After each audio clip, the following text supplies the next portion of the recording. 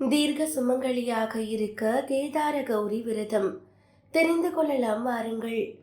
தீர்க்க சுமங்கலியாக ஆசிர்வதிக்கும் விரதம் கேதார கௌரி விரதம். தாலி பாக்கியத்தை தந்தருளும் விரதம். தாலி பலம் தரும் விரதம். கணவனின் ஆயுளை அதிகப்படுத்தி தரும் விரதம்.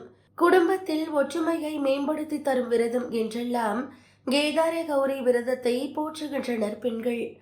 உமையவள் கடைபிடித்த அந்த விரதம்தான் கேதாரீஸ்வர விரதம். இந்த விரதத்தை புரட்டாசி வளர்பிறை அஷ்டமி முதல் தேய்பிறை சதுர்தசி வரை 21 நாட்கள் அனுஷ்டிப்பார்கள். புரட்டாசி தேய்பிறை பிரதமை முதல் சதுர்த்தி வரை 14 நாட்கள் மத்திமம் இந்த நாட்களிலும் விரதம் மேற்கொள்வார்கள். தேய்பிறை அஷ்டமியில் துவங்கி சதுர்தசி வரை 7 நாட்கள் விரதம் அனுஷ்டிப்பது அதமபட்சம்.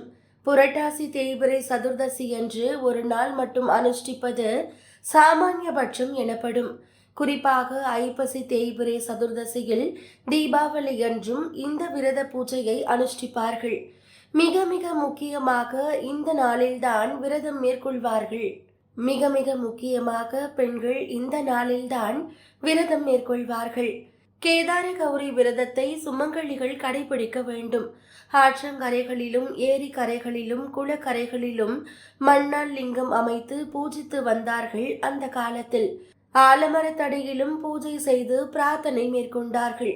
விரத நாளில் ஸ்ரீ விநாயக பெருமானை வழிபட்டு பிரிங்கி கௌதம முனிவர்களை வணங்கி சிவ பூஜையை துவங்க வேண்டும். 14 அல்லது 7 என்ற எண்ணிக்கையில் மலர்கள் வில்வ இலைகள் சமர்ப்பித்து சிவபெருமானை வழிபட்டு பிரார்த்தனை செய்து கொள்ள வேண்டும். 21 வகையான பட்சணங்களை சிவனாருக்கு படைத்து வழிபடுதல் விசேஷம். நம்மால் முடிந்தவற்றை கொண்டும் நைவேத்தியம் செய்யலாம். பூஜையில் முக்கிய அங்கமாக திகழ்வது நோன்பு சரடு. சிவனாரையும் சக்தியையும் மனதார பிரார்த்தித்து நோன்பு சரடு கட்டிக்கொள்வார்கள் பெண்கள். வயது முதிர்ந்த சுமங்கலிகள் மற்ற பெண்களுக்கு சுமங்கலிகளுக்கு நோன்பு சரடை கட்டிவிடுவார்கள். கேதார கௌரி விரதத்தை ஆத்மார்த்தமாகவும் முறையாகவும் செய்தால் பிரிந்த தம்பதி ஒன்று சேருவார்கள். தாம்பத்தியம் சிறந்து விளங்கும். மாங்கல்ய பலம் பெருகும். தீர்க்க சுமங்கலியாக வாழலாம். கணவரின் ஆயுள் நீடிக்கும்.